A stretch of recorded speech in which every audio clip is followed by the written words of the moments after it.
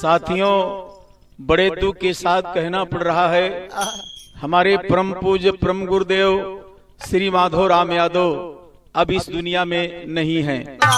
भारत भारती द्वारा सुल्तानपुर रत्न से सम्मानित नटवरी फरवाही अवधि भोजपुरी के कवि और गायक श्री श्यामचरित मानस महाकाव्य के रचयिता मां शारदा से वरदान प्राप्त परम पूज्य परम गुरुदेव श्री माधोराम यादव दोस्तों ब्रह्मलीन हो गए।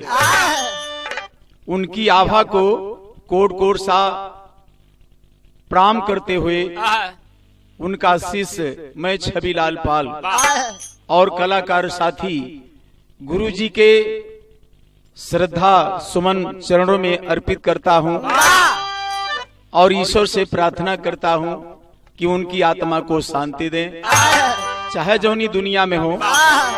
और हमारे राणा गुरुजी की तरफ से जो भी गायक बंधु नेट के माध्यम से श्रद्धांजलि गीत भेज रहे हैं उनको पगबंधन है।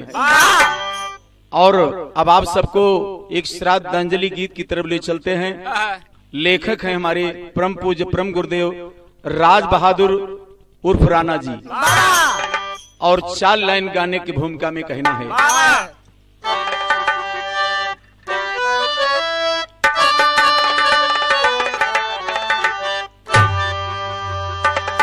अनुपम अमिट है कलम के सिपाही,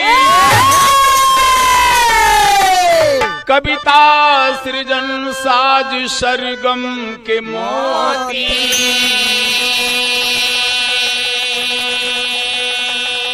विरहा विधा व्याकरण कव्य साहित्य,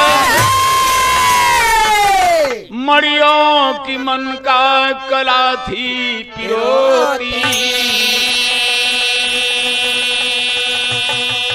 शारद वरद पुत्र माधो के ढूंढे,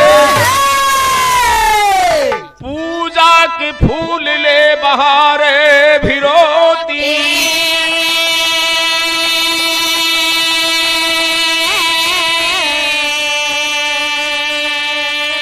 माधो में माधो हर विलीन हुए राना, मिली ज्योति के पुंज में जाके ज्योति।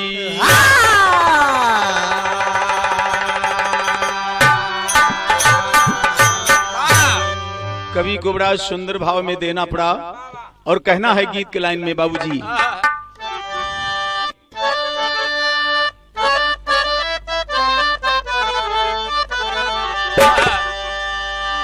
जीवन खत्म हुआ तो हर जीवन खत्म हुआ तो जीने का ढंग आया। जीवन खत्म हुआ तो जीने का ढंग आया। जीवन खत्म हुआ तो जीने का ढंग आया। अरे जीवन खत्म हुआ तो और जीने का ढंग आया। और जब बुझ गई समा तो जब बुझ गई समा तो महफिल में रंग आया।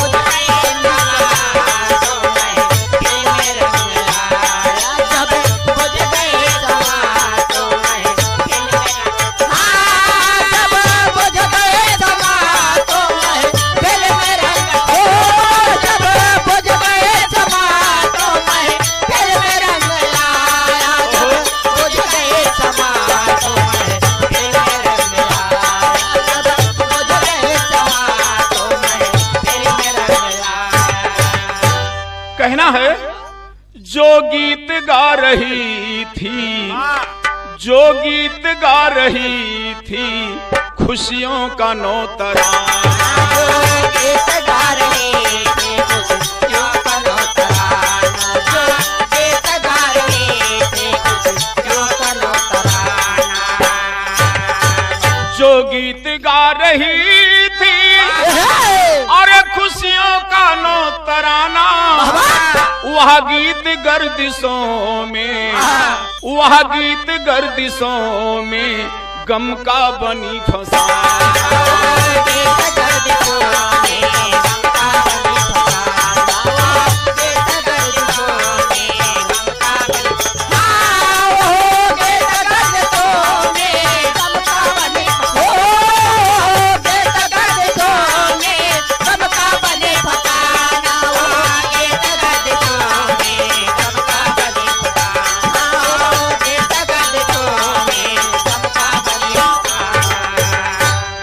बगिया को छोड़ा माली, अरे पतवार छोड़ा माझी।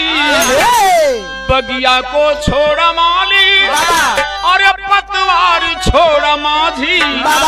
अरे इस ज्ञान मंजरी का, अरे इस ज्ञान मंजरी का मंजर हुआ बेगाना।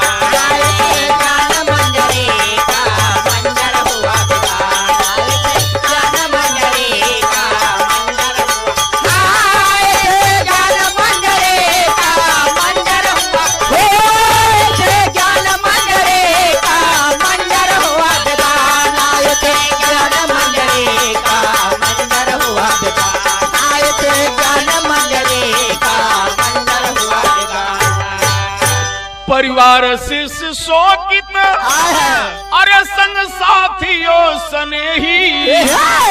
माधो गुरु की याद में, हर माधो गुरु की याद में आंसू ही अब बहाना।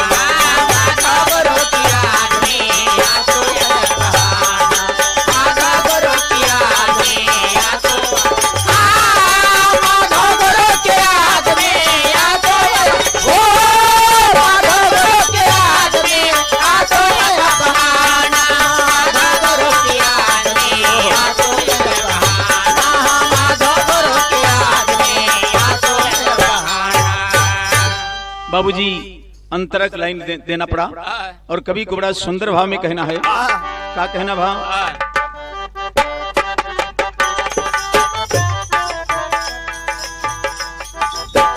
कहना बा यूपी सुल्तानपुर में बनमई ग्राम सही, यूपी सुल्तानपुर में बनमई ग्राम सही। राम बरन और देवपति का मुकाम सही। राम बरन देवपति का मुकाम सही, राम बरन देवपति का मुकाम, राम बरन देवपति का मुकाम सही। ए भैया हुए दुई पुत्री एक पुत्री दुलारी थी, हुए दुई पुत्री एक पुत्री दुलारी है। माँ की माधो और माल से फुलवारी है, माँ की माधो और माल से फुलवारी है। माँ की माल और माल से फुलवारी, माँ की माल और माल से फुलवारी है। ए भैया उत्तर प्रदेश के जनपद सुल्तानपुर में कटका खानपुर से 10 किलोमीटर पूरब आने पर देवरार भटमई पावर हाउस पड़ता है बाबूजी। उसी की दक्षिण बगल में एक बनमई ग्राम है। बनमई गांव में परम श्रद्धेय परम पूज्य माननीय श्री राम बरन यादव का मकान है। और देखें उनकी पत्नी बाबूजी देवपति जी हैं। दोनों के बीच में 2 लड़का पैदा हुआ। एक का नाम परम श्रद्धेय माननीय श्री माले यादव और दूसरे का नाम माननीय श्री माधोराम यादव। कहना है अगले बंद में कहना है, बड़े भाई माले के 3 पुत्र खास हुए, बड़े भाई माले के 3 पुत्र खास हुए। राम उजागिर ओम प्रकाश सत प्रकाश हुए, राम उजागिर ओम प्रकाश सत प्रकाश हुए। राम उजागिर ओम प्रकाश सत प्रकाश, राम उजागिर ओम प्रकाश सत प्रकाश हुए। माननीय श्री माले यादव के 3 लड़का हुए बाबूजी। एक का नाम राम उजागिर यादव, दूसरे का नाम ओम प्रकाश यादव और तीसरे का नाम बाबूजी सत प्रकाश यादव। अगले बंद में कहना है, राम उजागिर अमर जीत सासुअन पाए, राम उजागिर अमर जीत सासुअन पाए। ओम प्रकाश की गोदी में समर जीत आए, ओम प्रकाश के गोदी में समर जीत आए। ओम प्रकाश के गोदी में समर जीत आए, ओम प्रकाश के गोदी में समर जीत आए। सत प्रकाश जी के लाल खेल यज्ञनैया, सत प्रकाश जी के लाल खेल यज्ञनैया। चंद्रजीत सभा जीत हैं दोनों भैया, चंद्रजीत सभा जीत हैं दोनों भैया। चंद्रजीत सभा जीत हैं चंद्रजीत सभा जीत हैं दोनों भैया। बड़े भैया माननीय श्री राम उजागिर यादव की एक पुत्र हुआ बाबूजी जिसका नाम अमरजीत यादव बताया गया, और ओम प्रकाश यादव के एक लड़का हुआ जिसका नाम समरजीत बताया गया, और हमारे सत्य प्रकाश यादव के बाबूजी 2 लड़का हैं, चंद्रजीत यादव और सभाजीत यादव। कहना है कि सतप्रकाश जी के लाल खेल यगनैया, सतप्रकाश जी के लाल खेल यगनैया, चंद्रजीत सभाजीत है दोनों भैया, चंद्रजीत सभाजीत है दोनों भैया, चंद्रजीत सभाजीत है दोनों, चंद्रजीत सभाजीत है दोनों भैया। समय चलता रहा लेकिन हुआ क्या बाबूजी? कहना है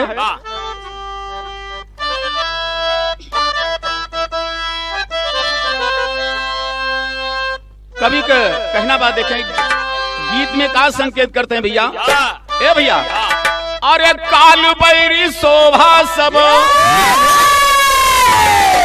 काल बैरी शोभा सब, हर बिगाड़ी गईलन हो साजल, साजल बगिया के बिरवा, हर उजाड़ी गईलन हो साजल, बगिया के बिरवा।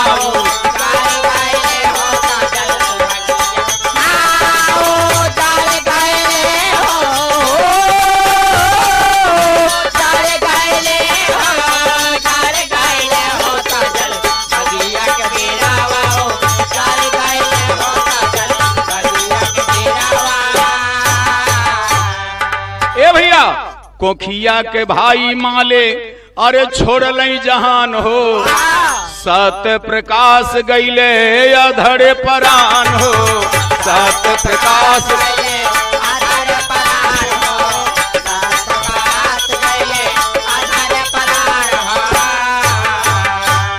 अरे राम उजागिर नहिया, हरे राम उजागिर नहिया, अरे बिसारी गईलन हो साजल, बगिया के बिरवा, हरे उजाड़ी गईलन हो साजल, बगिया के बिरवा, उजाड़ी गईले हो साजल, उजाड़ी गईले हो, उजाड़ी गईले हो, उजाड़ी गईले हो साजल, बगिया के बिरवा हो, उजाड़ी गईले हो साजल, बगिया के बिरवा। हमारे गुरु माधोराम यादव जी के बड़े भाई माननीय श्री माले यादव के 3 पुत्र हैं बाबूजी, जानते हैं आप लोग। लेकिन देखें संजोग देख लिया, आज बड़े भाई गुरुजी के इस दुनिया में नहीं हैं, और राम उजागिर उनके बड़े लड़का भी नहीं है, सत्य प्रकाश भी इस दुनिया में नहीं है। कहना है अरे राम उजागिर नहीं आ, अरे बिसारी गईलन हो साजल, बगिया के बिरवा, हर उजाड़ी गईलन हो साजल, बगिया के बिरवा हो, उजाड़ी गईले हो साजल, उजाड़ी गईले हो, उजाड़ी गईले हो, उजाड़ी गईले हो साजल, बगिया के बिरवा हो, उजाड़ी गईले हो साजल, बगिया के बिरवा। ए भैया, ओम प्रकाश जी के अरे होनहार एक लाल हो, नाती समरजीत जी का लूट लिहिस काल हो, नाती समरजीत जी का लूट लिहिस काल हो, नाती समरजीत जी का लूट लिहिस काल हो।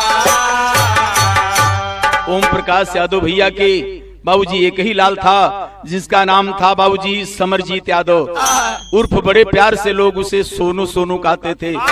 बड़ा होनहार बालक था। जब उसका निधन हुआ बाबूजी, उस समय हमारे गुरु माधोराम जी बड़े संकट में पड़ गए, बहुत खटका में हो गए। कहना है अरे टूट गए गुरुजी। उसी समय हमारे गुरुजी बड़े चिंता में हो करके वहां से तमाम उनको बीमारी हो गई, वो चाहे हार्ट की बीमारी रही हो चाहे चिंता की बीमारी रही हो। अरे टूट गए गुरुजी, अरे लाचार भइलन हो सूखल, बगिया के बिरवा हरे उजाड़ गइलन हो।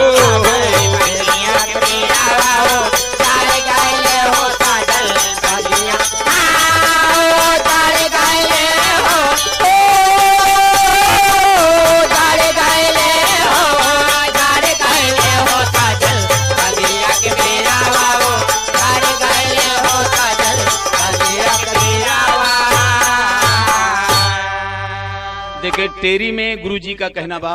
वाह वाह।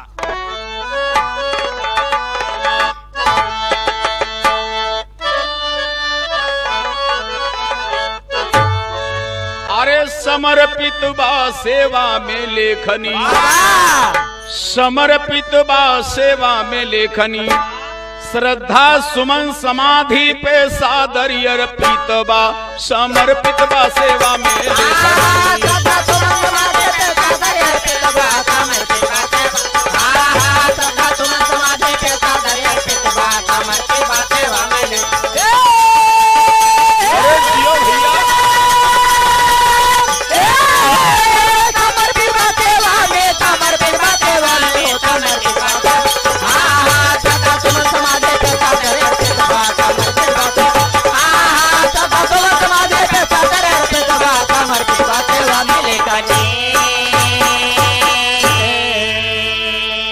यहीं से गाना थोड़ के मोड़ ले लिया और फिर चलते हैं हम गुरुजी की तरफ। कहना है और देखे राणा गुरु की लेखनी कमाल देखिए क्या लिखते हैं बाबूजी। थोड़ा सा कहारवा धुन में लिखते हैं।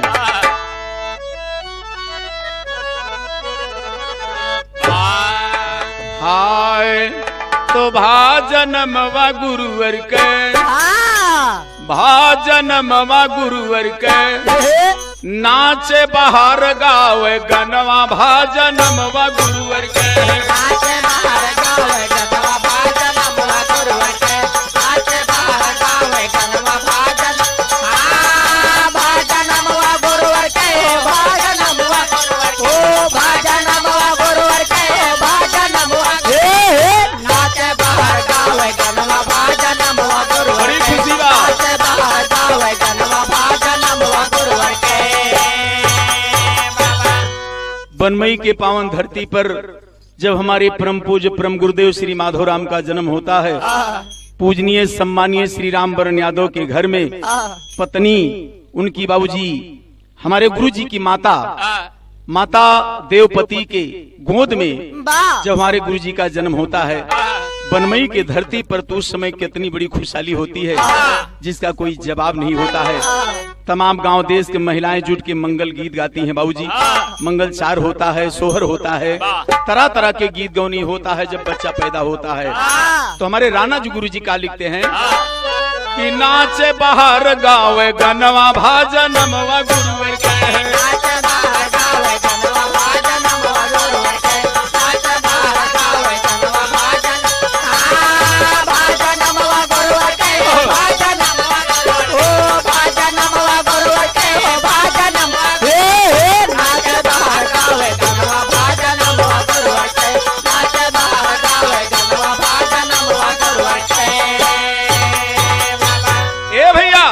सन 1948 में रहा नवंबर 11,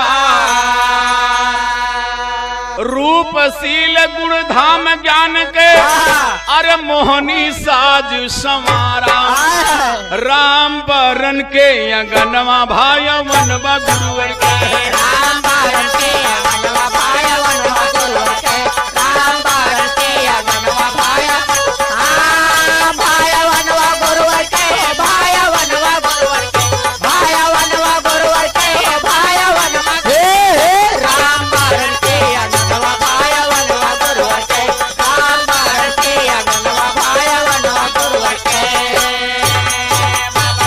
धीरे धीरे सयान होने लगे बाबूजी। बहुत होनहार के साथ जो काम करते थे और जहां जाते थे उनकी सूरत देख करके लोग बहुत खुश हो जाते थे और लोग विचार करते हैं कि ये लड़का आगे चल के बड़ा विद्वान होगा।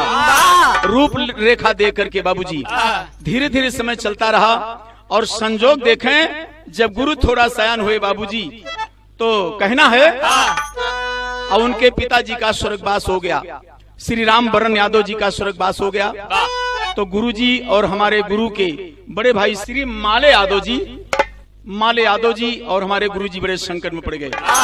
लेकिन हुआ क्या, आए जवानी मिली नौकरी इंटर कॉलेज पलिया, चली लेखनी धारा प्रवाह, अरे शोर भय गलिया गलिया, कविता लिखते रातों दिनवा गूंजत रनवा गुरुवर के,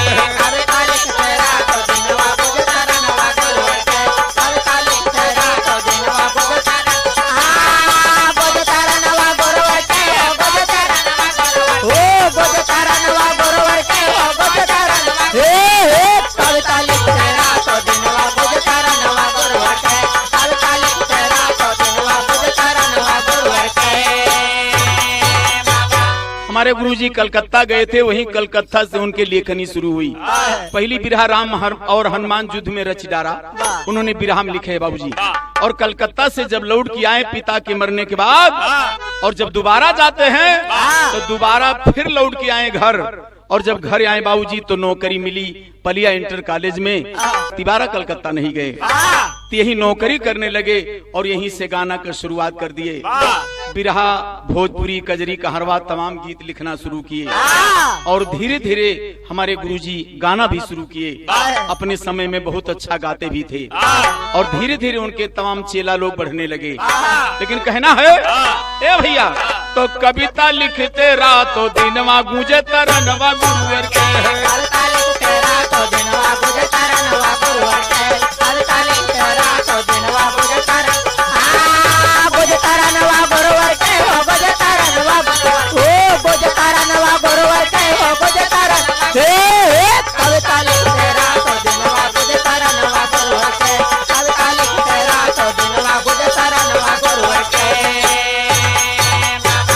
गुरु माता लखी देवी से भाव विवाह व्यवहार। पुणे भार के पास इरूल एक चौराहा है, इरूल ग्राम सभा में हमारे गुरुजी का विवाह हुआ है। लखी देवी उनकी पत्नी है बाबूजी। कहना है कि गुरु माता लखी देवी से भाव विवाह व्यवहार, किलकारी मारे गोदिया में, किलकारी मारे गोदिया में, हरे बबुआ पवन कुमार, तो द्वारे होता मंगल गनवा हंस ललनवा गुरुवर के, द्वारे होता मंगल गनवा हंस ललनवा गुरुवर के, द्वारे होता मंगल गनवा हंस ललनवा गुरुवर के, हंस ललनवा, ओ हंस ललनवा गुरुवर के, हंस ललनवा, द्वारे होता मंगल गनवा हंस ललनवा गुरुवर के, द्वारे होता मंगल गनवा हंस ललनवा गुरुवर के। हमारे गुरु माधोराम जी के एक पुत्र हुआ बाबूजी, जिसका नाम रखा गया पवन कुमार यादव। बड़े प्यार से लोग उसे नेता नेता कहते हैं, नेता के नाम से सब लोग जानते हैं बाबूजी, लेकिन नाम है उनका पवन कुमार यादव। और धीरे धीरे जब पवन कुमार यादव सयान हुए तो पवन कुमार भैया की शादी होती है। और कैसे होती है बाबूजी? कहना है, पवन और शीला के गुलशन में मानस कंज दुलारा, शीला यादव के साथ हमारे पवन कुमार यादव की शादी होती है और दोनों के बीच में बाबूजी एक लड़का पैदा हुआ, यानी हमारे गुरुजी के नाती पैदा हुआ, जिसका नाम मानस कंज रखा गया। और एक छोटी सी बिटिया है बाबूजी, जिसका नाम कविता यादव बताया गया। ए भैया, पवन और शीला के गुलशन में मानस कंज दुलारा, कविता जैसन फूल सी गुड़िया, कविता जैसन फूल सी गुड़िया, अरे हरी झोली में डारा, गावे डारी गीत सुगनवा खिला चमनवा गुरुवर के, गावे डारी गीत सुगनवा खिला चमनवा गुरुवर के, गावे डारी गीत सुगनवा खिला चमनवा गुरुवर के, खिला चमनवा गुरुवर के, खिला चमनवा गुरुवर के, खिला चमनवा, गावे डारी गीत सुगनवा खिला चमनवा गुरुवर के, गावे डारी गीत सुगनवा गुरुवर के। और देखे हमारे गुरुजी के गीत से वो चाहे बिरहा, कजरी, कहरवा, सोहन, नटका जो भी था बाबूजी, और धीरे धीरे हमारे गुरु जब गा रहे थे तो देख करके नकल करके बाबूजी हमारे सुल्तानपुर में शायरी का प्रचार हमारे गुरुजी ने किया था अपने बाबूजी साजबाज के साथ, और अपने धुन बाणी से हमारे गुरुजी शायरी भी गाना शुरू किए। लेकिन देखे कहना है कि कितना गीतकार गायक है और कितना भय नचनिया, हमारे गुरुजी के बिरहा से और कजरी, कहरवा, भजन से हमारे गुरुजी के अंदर में लगभग 250 चेला उनकी गीत को गा रहे हैं। वो चाहे गायक के रूप में हो, चाहे नाच के रूप में हो, चाहे कवि के रूप में हो। ए भैया, कितना गीतकार गायक भय, अरे कितना भय नचनिया, कितना कथाकार पैदा भय, अरे गुरु से लगी लगनिया करते भागवत कथनवा चुम चरणवा गुरुवर के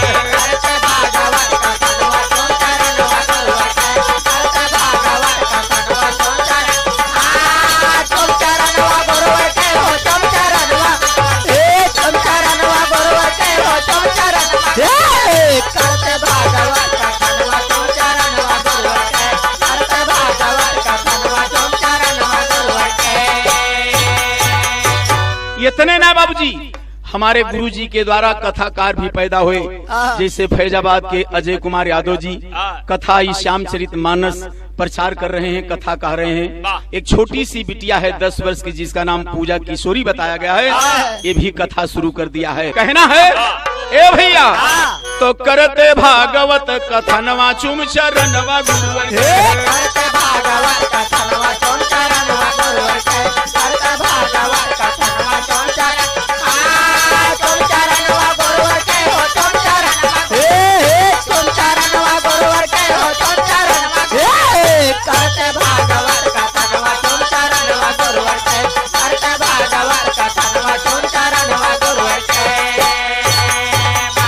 और हमारे गुरुजी के अंदर में कई कवि हुए हैं बाबूजी, जैसे राज बहादुर राणा जी कविता लिखने का काम कर रहे हैं, और दूसरे हमारे ये श्री जयनारायण यादव जी हैं, राजकरण निषाद जी हैं, और देखें राम अभिलाष साईं जी हैं, राम यश यादव जी हैं, परमानंद यादव जी हैं, और नागेंद्र यादव जी हैं।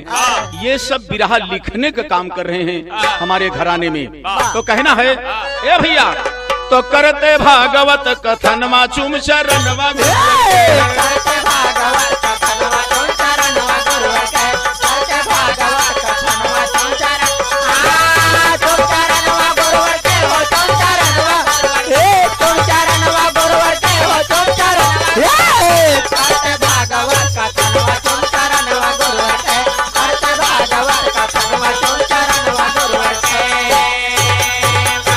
श्यामचरित मानस रचिडाए विजय ध्वजा लहराया, कहें आधुनिक तुलसी लोग अरे एक दिन भय पराया। ये हमारे गुरुजी जब श्यामचरित मानस लिखे बाबूजी 4 वर्ष में तैयार हुआ, और जब श्यामचरित मानस आया मार्केट में बाबूजी लोग पढ़ना शुरू किए तो हमारे गुरुजी का सम्मान और बढ़ गया, क्योंकि बिरहा लोकगीत शायरी के साथ साथ हमारे गुरुजी ने श्यामचरित मानस 9 खंड में बाबूजी लिखे हैं। तो जहां माधोराम यादव कवि कहा जाता था वहां माधव दास भी हो गए हमारे गुरुजी। 9 खंड में श्यामचरित मानस की रचना किए हैं। ए भैया कहना है कि श्यामचरित मानस रच डाले विजय ध्वजा लहराया, कहाँ आधुनिक तुलसी लोग अरे एक दिन भय पराया, और भीजय आंसू में नयनवा भानी धनवा गुरुवर के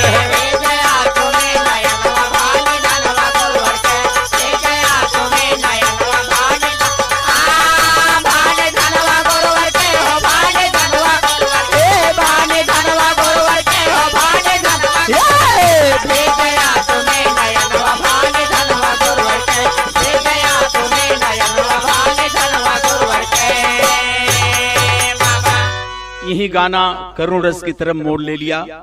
आप सबको मालूम होगा फेसबुक के माध्यम से 22 अगस्त दिन रविवार शाम 7 बजे हमारे गुरुजी इस दुनिया को छोड़ के चले गए। तो देखे गाना बाबूजी करुण रस की तरफ मोड़ ले लिया। कहना है कि भीजय आंसू में नयनवा भानी धनवा गुरुवर के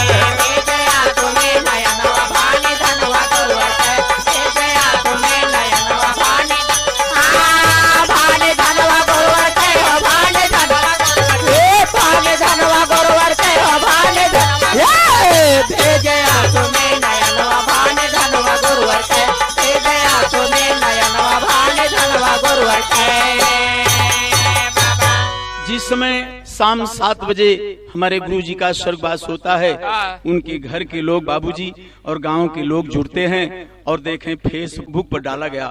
और जब फेसबुक पर डाला गया बाबूजी तो पूरे विश्व में फैल गया कि माधोराम यादव कवि श्यामचरितमानस महाकाव्य के रचयिता अब इस दुनिया में नहीं है। जहाँ जो सुनते हैं बाबूजी रोते हैं। और हम भी 10:30 बजे रात में चल के घर से भाग के उनके घर पहुँचता हूँ। जब खबर पाया रात में नेता भैया के फोन के द्वारा, तो देखे कवि को बड़ा सुंदर एक विदेशिया लाइन में देना पड़ा बाबूजी। क्या कहना बा?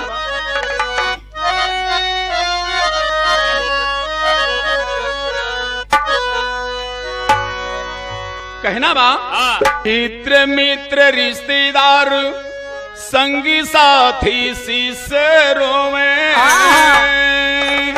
ए भैया हर गौवा समाज सभी के बरसे नजरिया।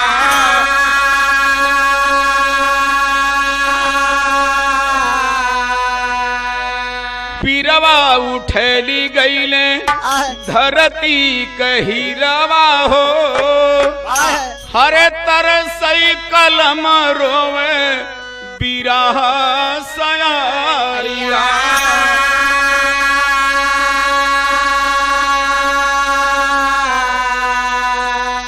हरे घर परिवार तजी के अगुआ पराया भइले, हरे जुटल हजारन बाबू दुअरा पे भी।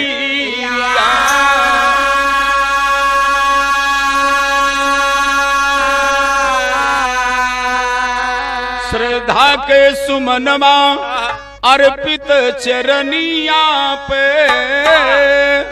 अरे बिना हो खेवैया दिशा हीन भय नवारिया।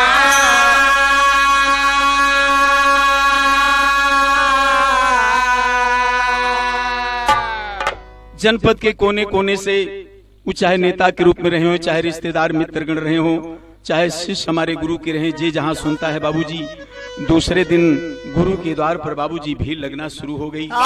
तमाम तांता लग गया। और जिस समय गुरु जी की अर्थी दलान से निकाल के बाहर लाया जाता है, अपार भीड़ हो गई बाबूजी।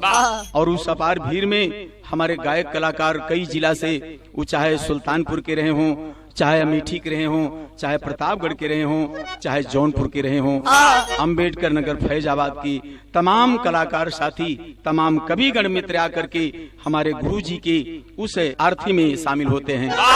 और उनका सम्मान करने के लिए उनके बाबूजी द्वार पर हजारों की संख्या में तमाम भीड़ हो जाती है। देखें तमाम नेता लोग आ जाते हैं बाबूजी, और कहना है, श्रद्धा के सुमनवा अर्पित चरनिया पे, अरे बिना हो खेवैया दिशा हीन भय नवारिया।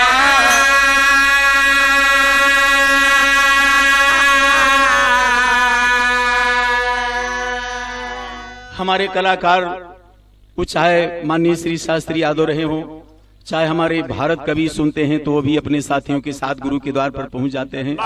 हमारे शिवराम यादव जी हैं लमुआ से, और सुरेंद्र यादव जी हैं, और हमारे अनिल नादान जी हैं, और हमारे घराने के तमाम कलाकार जैसे हरि प्रसाद यादव, शिव प्रसाद यादव, रामकरण, राजकरण निषाद, रामकरण, और हमारे राम बहादुर यादव, ऐसे तमाम जैसे बलराम यादव हुए, अजय यादव हुए, ऐसे से बाबूजी साबस राम मंगलपाल और हमारे महगूपाल, ऐसे से तमाम कलाकार गुरु के द्वार पर बाबूजी जुटना शुरू हो गए।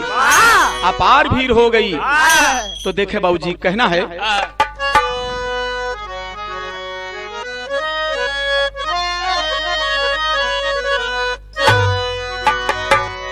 अरे माधव गुरु जी के, अरे माधव गुरु जी के अमर भैली लिखनिया, माधव गुरु जी के अमर भैली लिखनिया, पावन पुनीत सपन भैली चरनिया, पावन पुनीत सपन भैली चरनिया, पावन पुनीत सपन भैली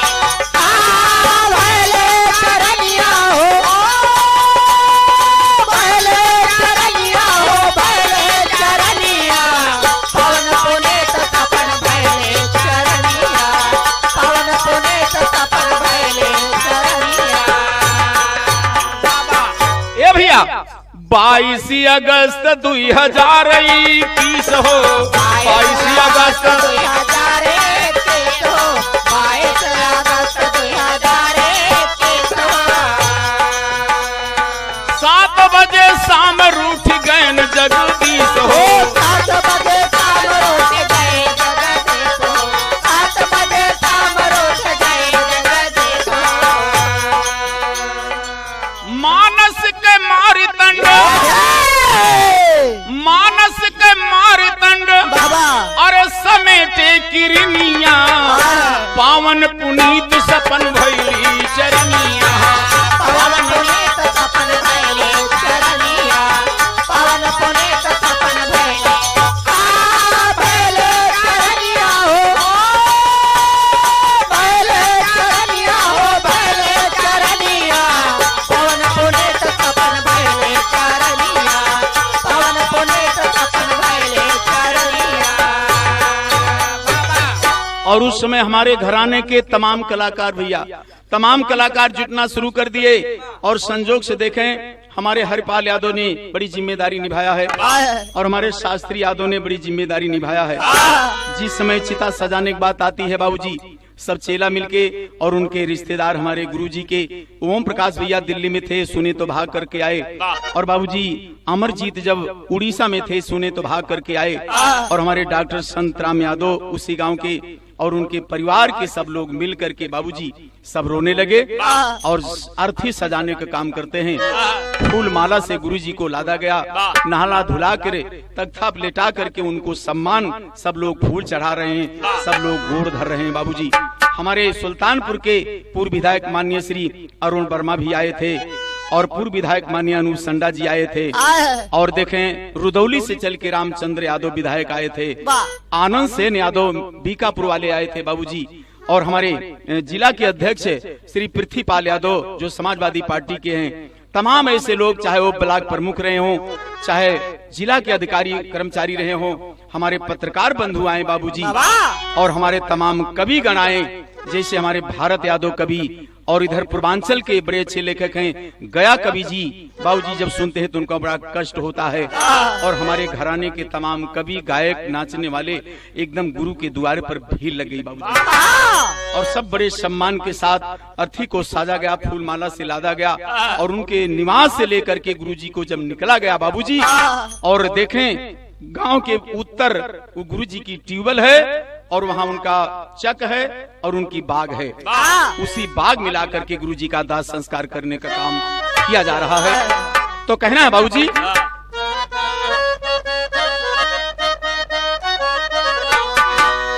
और मायंग से चल के श्रीमती कमला यादव जो समाज सेवी हैं वो भी पहुंचती हैं, कूड़े बाहर के ब्लॉक प्रमुख सोनू सिंह भैया पहुंचते हैं। ऐसे ऐसे तमाम लोग पहुंच करके गुरुजी की चरणों में श्रद्धांजलि अर्पित करते हैं बाबूजी। कहना है और सजा करके जिस समय गुरुजी के अर्थी को चिता पर साजा गया, उस समय देखे भगवान की माया, हवा चलने लगी और पानी भी बरसने लगा। कहना है ए भैया कि गुरु माधो भय 5 तत्व में विलीन हो, गुरु माधो भय 5 तत्व में विलीन हो, गुरु माधव भय 5 तत्व में विलीन हो। अंतिम दर्शन में जुटी हंसी नाम की हो, अंतिम दर्शन में जुटे हरि नाम तीन हो, अंतिम दर्शन में जुटे हरि नाम तीन हो। अरे गोदिया सुलाए,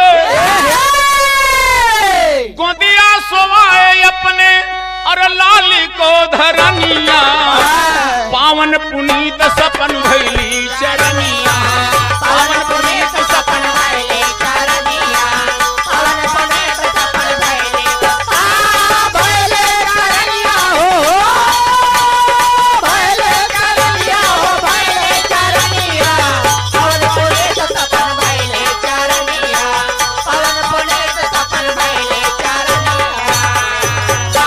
और देखे भगवान की माया, उस समय बाबूजी संजोग देखे इंद्र भगवान ने पानी भी बरसाया, पानी बरसाया जब गुरु का शरीर रखी गई, जब चिता पर, जब चिता पर रखा गया शरीर को बाबूजी, तो उस समय आंधी और पानी भगवान ने बड़ी कृपा किया कि झुर झुर पवन तहि छन अरे बेनिया डोलाए, रोया है बादल भी नीर बरसाए, रोया है बादल भी नीर बरसाए, रोया है बादल भी नीर बरसाए।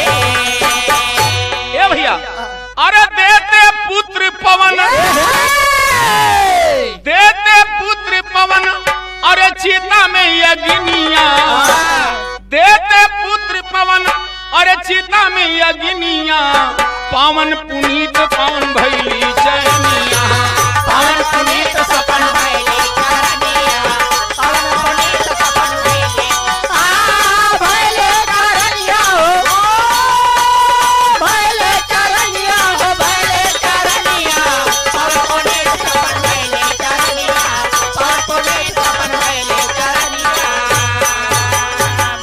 हमारे कल्लू निषाद सुल्तानपुर से चल के दुबई वाले आकर के गुरुजी के फूल माला चढ़ाते हैं बाबूजी।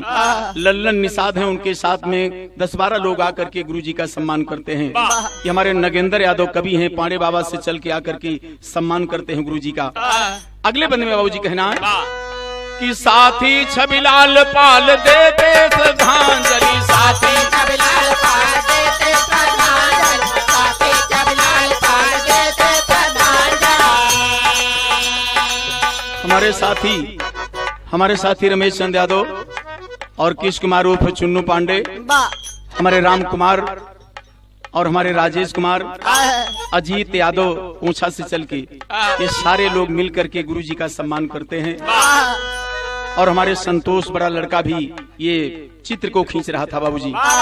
कहना है कि साथी छबिलाल पाल देते श्रद्धांजलि, साथी छबिलाल पाल देते श्रद्धांजलि, साथी छबिलाल पाल देते श्रद्धांजलि। नम आंखें राना के अर्पित गीतांजलि, नम आंखें राना के अर्पित गीतांजलि, नम आंखें राना के अर्पित गीतांजलि। अरे रोवई कलम गुरु, रोवई कलम गुरु, हरे तज दहले दुनिया, पावन पुनीत सपन भैली चरनिया, पावन पुनीत सपन भैली चरनिया, पावन पुनीत सपन भैली भैले चरनिया हो, भैले चरनिया हो, भैले चरनिया, पावन पुनीत सपन भैली चरनिया, पावन पुनीत सपन भैली चरनिया। गुरुजी के बाग में, ट्यूबवेल के बगल में, चक के बगल में बड़े सम्मान के साथ पूरा जनपद के वही 4-5 जिला से लोग आकर के हमारे गुरुजी का सम्मान के साथ बाबूजी देखे अंतिम संस्कार किया गया। और अंतिम संस्कार किया गया, सबकी आंखों में आंसू है उस समय। वो चाहे मर्द रहा हो, चाहे बच्चे रहा हो, चाहे औरत रही हो बाबूजी, सब गुरु की याद में रो रहे हैं। और देखे एक लाइन में क्या कहे बाबूजी,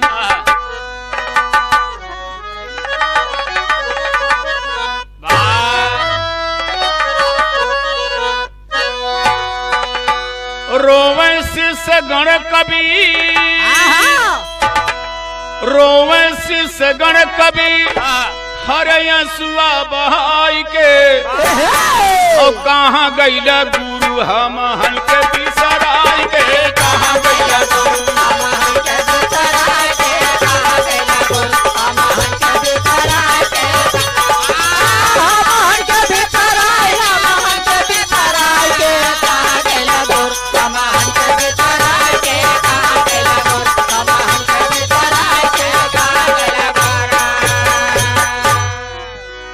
चला गया गुरु, आगे होई गई अंधियरिया, तू है बिना अब के देखावे डगरिया, तू है बिना अब के देखावे डगरिया, तू है बिना अब के देखावे डगरिया। ए भैया, कला क्षेत्र में हमारे गुरुजी का बड़ा सम्मान रहा बाबूजी। कहना बा, संगीत कला, संगीत कला वेद में परचम लहराई के, संगीत कला वेद में परचम लहराई के, और कहाँ गईला गुरु हम हन के बिसराई के, कहाँ गईला गुरु हम हन के बिसराई के, कहाँ गईला हम के बिसराई के, हम के बिसराई के, कहाँ गईला गुरु हम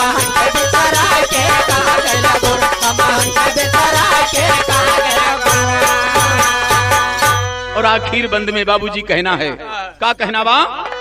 अजय नगेंद्र जय नारायण और राम जस यादो, राज करन अभिलाक साईं, अरे स्वर्ग गए गुरु माधो, अर्पित बा सेवा में लेखनी, डोरों की गाथा में गीत ज्ञान गर्भित बा, समर्पित बा सेवा में